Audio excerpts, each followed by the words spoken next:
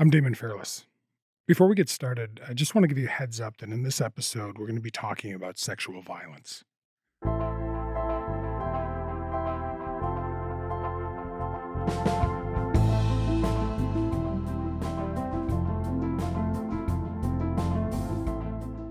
Earlier this week, a trial was scheduled to begin in the case of a man accused of sexually assaulting 7 women in the Calgary area.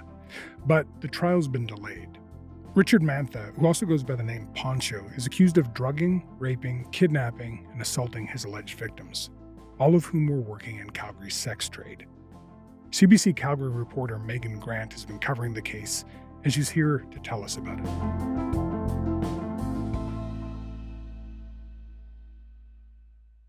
Hey, Megan, thanks for coming on Frontburner. Thanks for having me.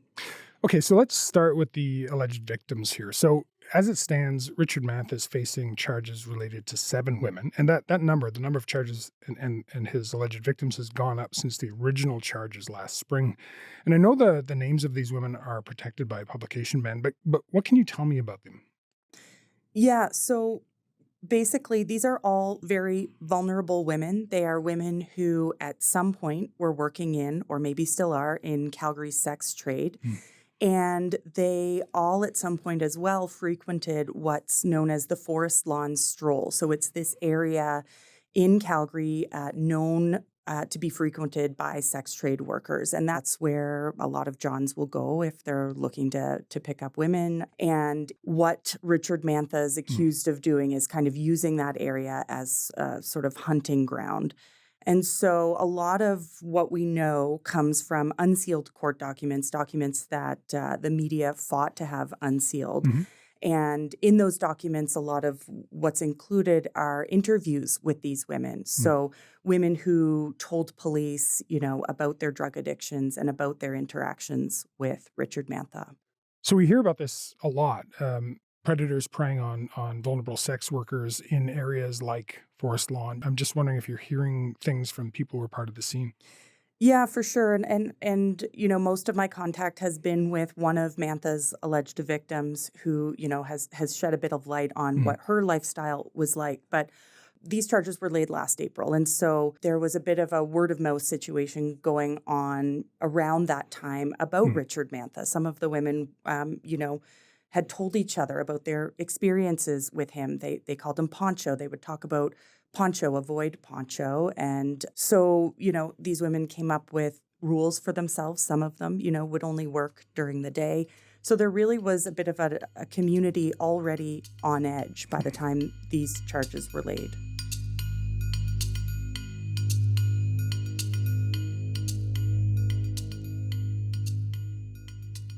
You mentioned, I'm assuming that when you're talking about this one woman you were talking to, we can't say her name because of the publication ban, but you refer to her as Avery in your reporting. Is that who you're talking about? Yeah, exactly. That's Avery. And so Avery, on and off, has worked in the sex trade. She's dealt with drug substance addiction in her lifetime. And she knew this man called Poncho, who we now know is Richard Mantha. He was an acquaintance of hers. And back in April of 2022, he actually offered her to do some manual labor at his place. And so he was living about 30 minutes east of the city. So she took him up on that. And she says that she arrived understanding that she would be doing some of this manual labor, not sex trade work. But once she arrived, she said she was attacked by Mantha. She says she was sexually assaulted, beaten, stabbed. And she fought back. She says she ran through farmers' fields to get to the highway. She described sort of as she was running, feeling like she was being sucked down, pulled down into the ground. So she believes she was drugged. There are charges now that reflect that police also believe she was drugged at the time. She got to the side of the highway and was discovered kind of bloodied and injured at the side of the highway by a passerby who was able to get her to a hospital, get her some medical help. And she kind of credits that incident with helping her to get clean. So within a few months of this incident, she says she turned her life around. She's been clean for over a year. She's out of the sex trade. She hasn't touched drugs or alcohol in over a year. It was a few months after that she actually got clean. And within those months, she described being back in that area on the stroll, and she was threatened that, if she went to police, bad things were going to happen to her. Now, she says she was threatened by women that she believed Mantha had approached and paid to, come and issue those threats in order to keep her from reporting to police. And we should point out too that this woman Avery's experience. This is a lot of the stuff is described in court documents, but these charges, the charges we're discussing, these haven't been proven in court yet. That's right. I just think it's worth mentioning that. I want to go back to. I know that there's an advocate group in Calgary for sex workers called Shift. Do you have a sense of whether they've commented on the case or not? Yeah, so quite a few advocacy groups came out after the announcement of charges and really just called this the tip of the iceberg. The organization talked about the violence and stigma facing sex workers, kind of in hopes that the community would really see what these women were up against. And so they came out, they applauded the courage of the women who came forward and spoke to police. Because typically, historically, there has not been a great relationship between police and sex trade workers. But it really seemed like in this case, investigators kind of tried to build relationships with the women. They treated them as victims and humans, not criminals, as maybe they had tended to do in the past, or as often the women were afraid they would be treated as. So, Shift came out and really praised these sex trade workers, but so did the police. A couple of times in their statements, police thanked the women for their courage in coming forward and applauded them.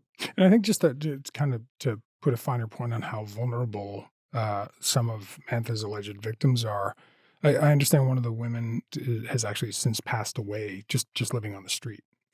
Yeah, that's right. And we have to be really careful about how we talk about the circumstances because we can't, even in death, the publication ban on sexual assault complainant's identity holds up. And so, but yeah, in the last couple of months, one of Mantha's alleged victims died in quite tragic circumstances in Calgary.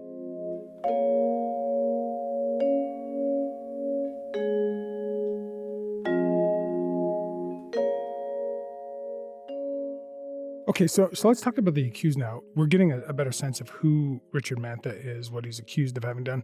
What do we know about him? Can you lay that out for me? Yeah, sure. So he's 59 years old right now. He will turn 60 during the course of the trial if we get there.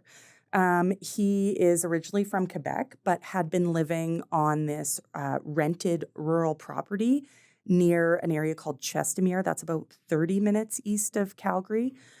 So he has these French-Canadian roots. I think I also mentioned he went by the nickname Poncho. That's how a lot of the women knew him.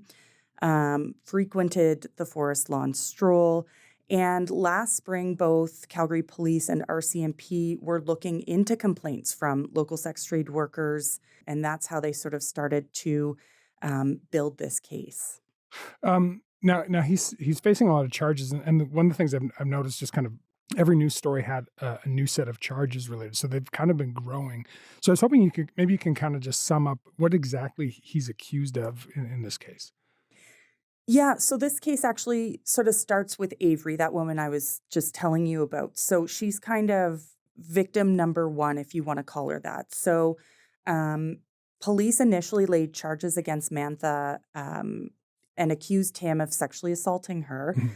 They ended up re-examining that once more women came forward and laying additional charges like administering noxious substances, so accusing him of drugging her. But that's basically what he's accused of doing is, getting women to his property or into his car or to a hotel.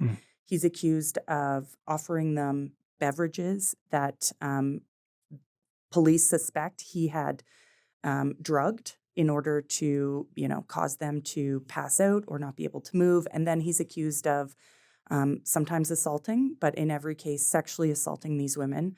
Often some of the charges, if you read them, involve accusations that he used a knife or a gun. And so really, yeah, like you mentioned, so it started with one victim and then, more women came forward to police. So now we are up to 7 alleged victims who all pretty much tell police a similar story. And I'm curious about his relationship with them. With the woman you talked to, Avery, it sounded like there was an ongoing, relationship of some sort. Was that typical of his other victims? Yeah, I mean, keep in mind these women are often drug addicted. Some of them are experiencing issues with homelessness. They all pretty much were in positions where they needed money. And so some of them had regularly scheduled appointments, for lack of a better term, with him. And it seems like there are allegations that his behavior may have sort of escalated. So it's not necessarily that, they were having the same experience with him every time. But yeah, some of these women, it was not a one-off that they had interactions with Richard Mantha.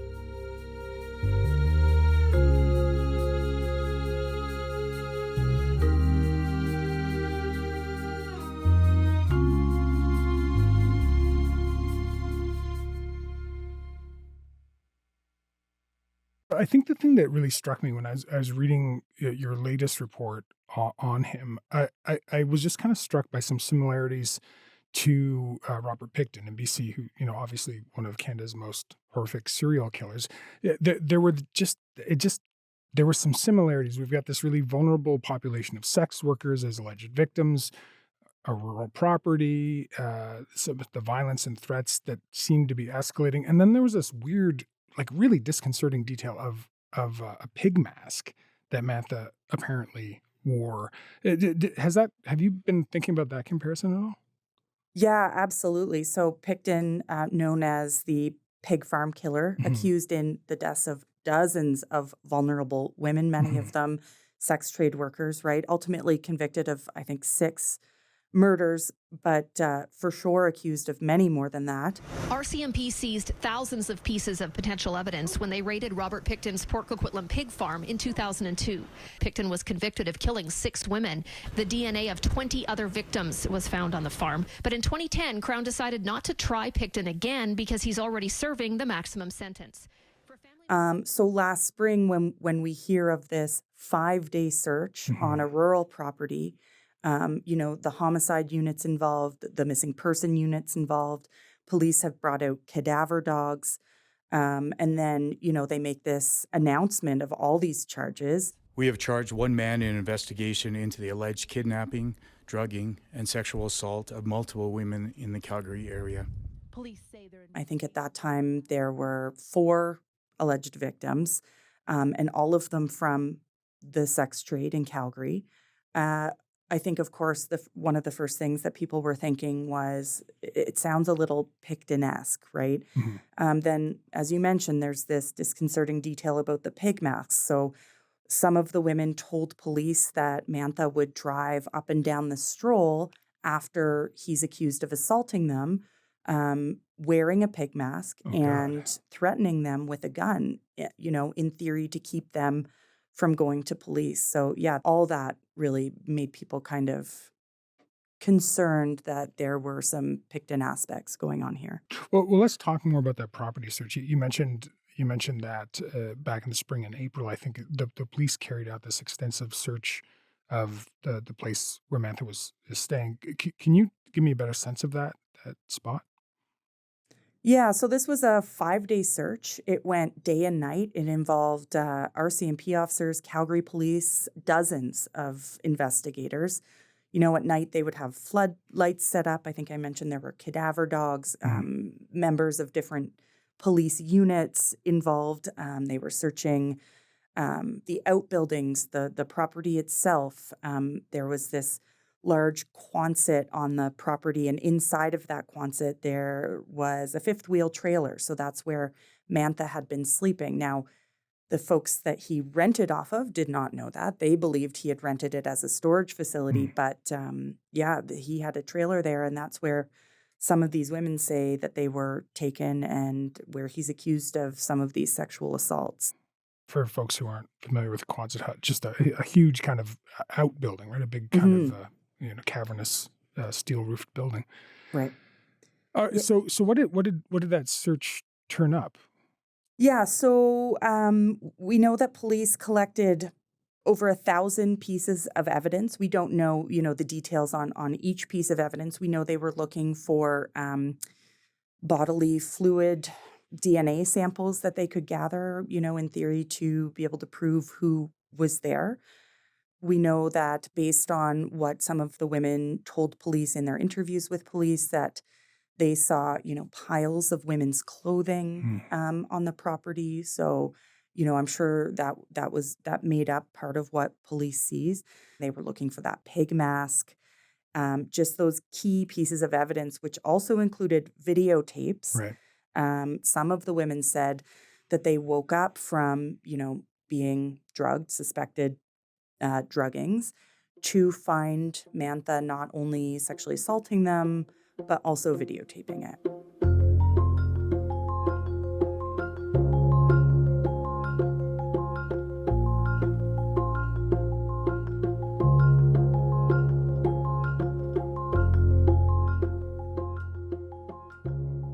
Okay, so he's now facing about 24 charges related to these 7 alleged victims we've been talking about. The case was supposed to start on Monday.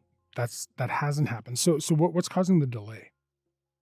Right. So the big delay here is that his lawyer wants to make a severance application. And so what that is, as you mentioned, there's 7 victims. They were set to all be tried together. All of the allegations were going to go before one judge in one trial. And now his lawyer wants to separate each of the victims. She wants to run 7 different trials. With separate judges? Separate judges, yeah. The other thing that struck me is that he's also Mantha's requested to have a trial in French. He's got the right to do that. He's a francophone. What I'm wondering is, with 7 separate judges, all in French, is this just a delay tactic, or what's the rationale here?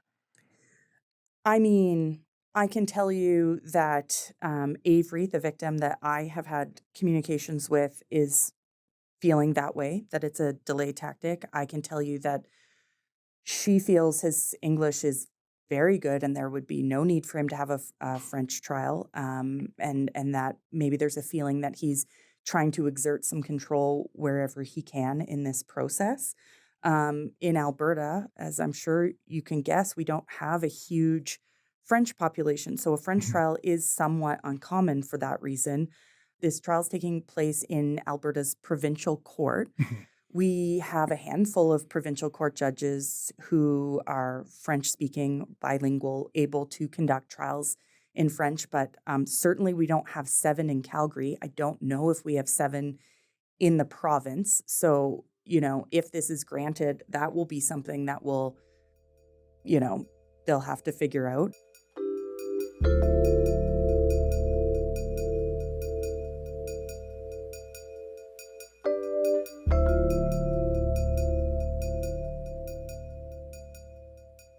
I'm curious what the prosecutors said about this idea of 7 separate trials.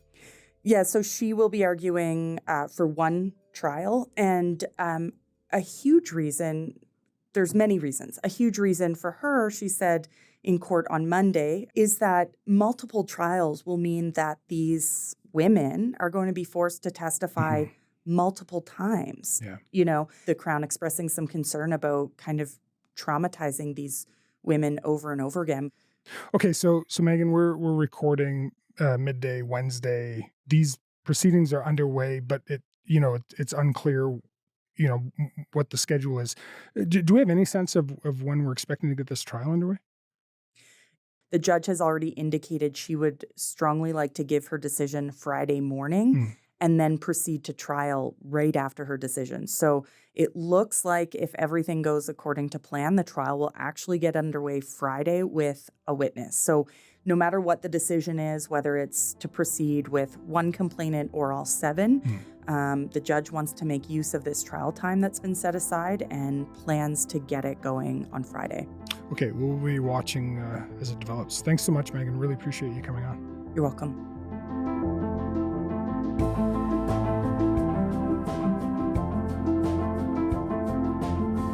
That's all for today. I'm Damon Fairless. Thanks for listening to Front Burner. I'll talk to you tomorrow.